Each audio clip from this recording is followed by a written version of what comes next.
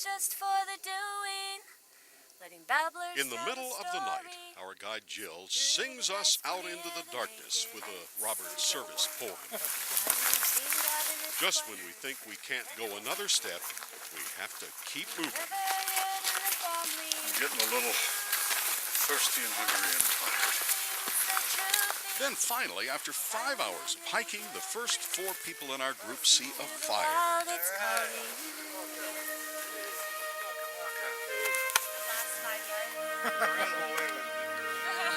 An hour later, John, Sally, and I make it to the finish line. In 7 days, we've covered 50 miles of treacherous desert on very little food in some miserable weather. We've been hot, cold, hungry, tired, dirty, and occasionally frightened. And all 7 of us survived. You're finished!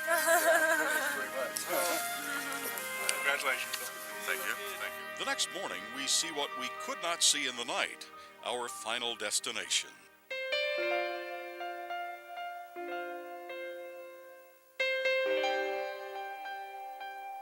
Now we can stop moving and look back at how far we've come.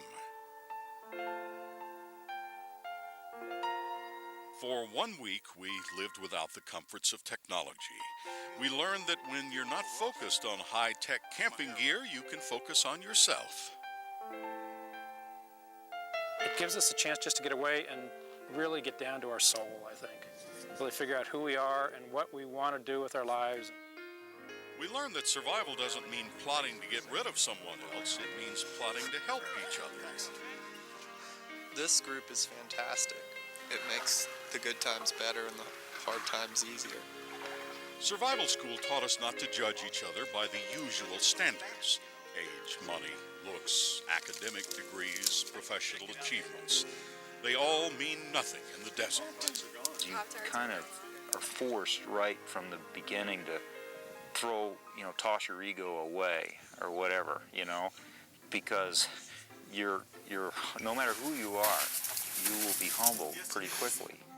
Noel, who's the oldest in the class, turns out to be the strongest and the best fire maker. Sally, who's deaf in one ear, was probably the best listener and the best navigator. I've gained a lot of self-confidence. I don't complain about little stuff anymore, or little aches and pains. I know what the big stuff is now, and I don't know. I feel I could get through almost anything. For generations, societies have sent their young people out into the wilderness to learn about themselves. It's a primitive rite of passage. Survive the wilderness, and you have earned the right to be called an adult. For Jen, this has been just such a rite of passage. She will carry her survivor self back to the high-tech world of web design. The translation into your daily life is the absolute most precious thing that comes off this course.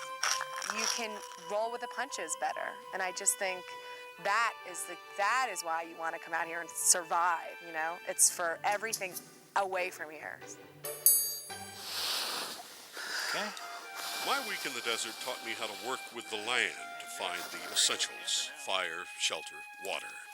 I learned to rely on myself and not on gadgets. I learned you don't have to live to eat. You can eat just enough to live. A lot of people who know me were betting I wouldn't make it through this week. It felt good to prove them wrong. It felt good to survive. But really, Noel put it best.